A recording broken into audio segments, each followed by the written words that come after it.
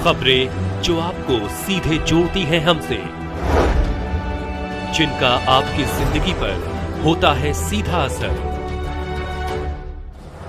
खबरों की वही तस्वीर,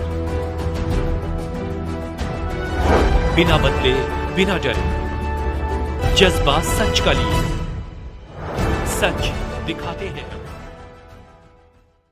बिहार के चर्चित सांसद पप्पू यादव ने दिल्ली के बदरपुर विधानसभा क्षेत्र में कांग्रेस उम्मीदवार अर्जुन भराड़ा के समर्थन में जनसंपर्क रोड शो एवं चुनावी जनसभा को संबोधित किया। सांसद पप्पू यादव ने कहा कि आपकी सरकार भ्रष्टाचार में डूबी है, शराब घोटाले में मंत्री जेल जा रहे हैं, केजरीवाल पर सवाल खड़े किए जा रहे हैं। सांसद पप्पू यादव ने कहा कि दिल्ली की जनता का जनाधार कांग्रेस के साथ है।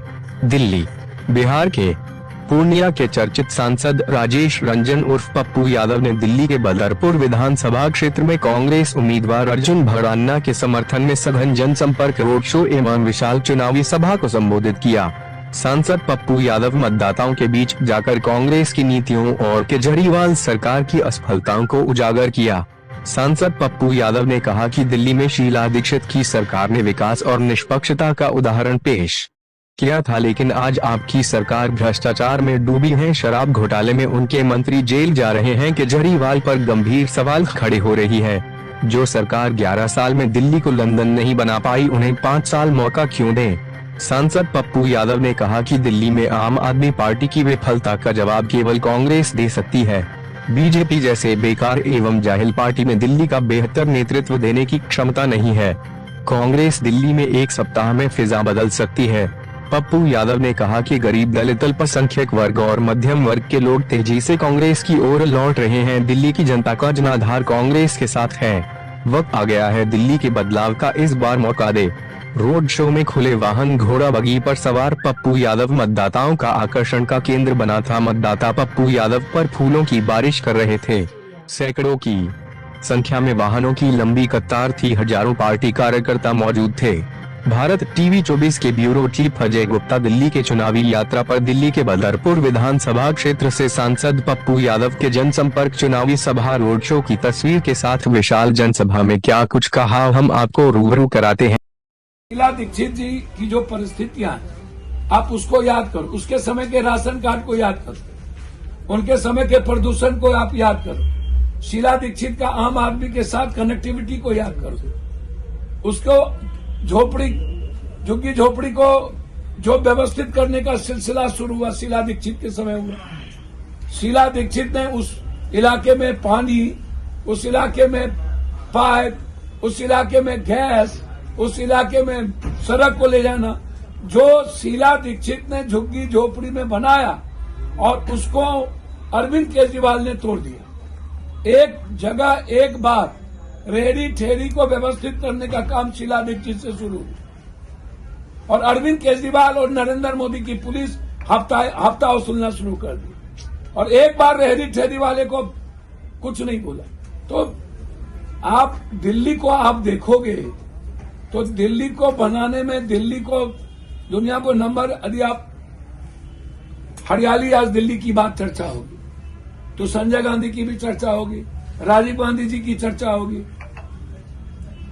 यदि आज कस्तूरबा नवोदय की चर्चा होगी, स्कूल की चर्चा होगी, यदि आप फूड बिल की चर्चा होगी, राइट ऑफ फूड की बात होगी, राइट ऑफ एजुकेशन की बात होगी, यदि आरटीआई की बात होगी, मनरेगा की बात होगी, कोई पेंशन 6 और पूर्वांचल के वोट लेकर पूर्वांचल और बाहर के लोगों को कोरोना से लेके अभी तक जितनी यातनाएं अरविंद जी की सरकार ने दी, शायद इसकी कल्पना पूर्वांचल के लोग कर नहीं सकते। तो इसीलिए आज शीला दीक्षित का विकास, उनकी विनम्रता और उनकी कनेक्टिविटी और उनका रिश्ता आज लोगों को याद आ रहा है। लोग कह रहे हैं कि हमें कांग्रेस ही चाहिए, हमें राहुल गांधी की सच्चाई चाहिए। राहुल गांधी जिस तरीके से आज यूथ आइकॉन बने हुए हैं, जिस तरीके से 90% की आवाज बने हुए हैं, आज यदि कोई माइनॉरिटीज और संविधान के बारे में, दलितों के और अंबेडकर के बारे में कोई सोच रहा है, बोल रहा है, लड़ रहा है, तो वो कांग्रेस और राहुल गांधी जी। तो इसीलिए ये लोग आस्तीन के सांप हैं, खास तौर पर भाई अरविंद जी, और एक ही थाली के चट्टे बट्टे।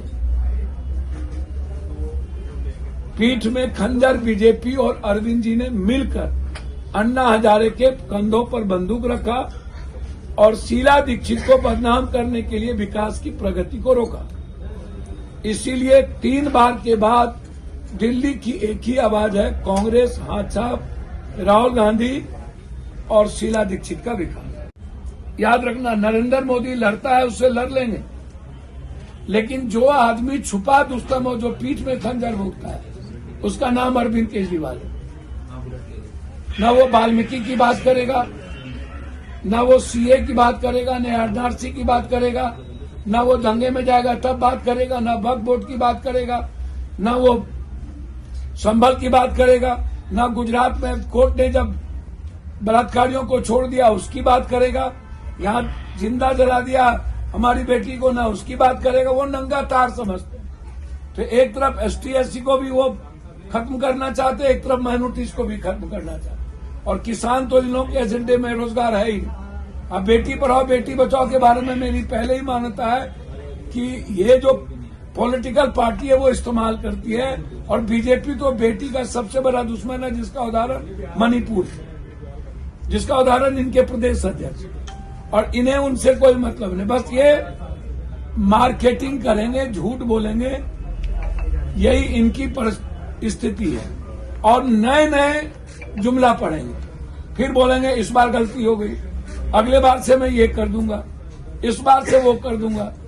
तो काट की हंडी कितने बार अब बची? कांग्रेस आप उठा करके देख लो, दुनिया में दिल्ली को दिल वाला बनाने वाला कौन? मेरा जो अपने आप में एक इतिहास है, बदरपुर दिल्ली को चेंज करता है। बदरपुर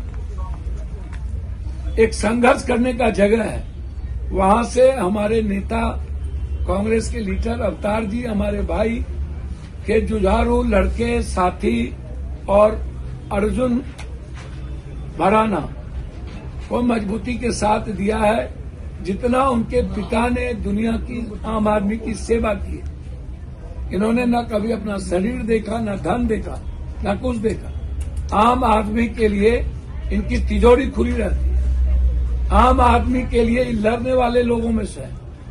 और राहुल जी के ये सच्चे सिपाही, इन्होंने राहुल जी ने टिकट दिया, ये बहुत हम लोगों के लिए गर्व का विषय है। राहुल गांधी यूथ को जिस तरह से बढ़ा रहे हैं, आज बदरपुर विधानसभा में एक सपना, एक उम्मीद और विश्वास जगा है कि फिर से हमारा नेतृत्व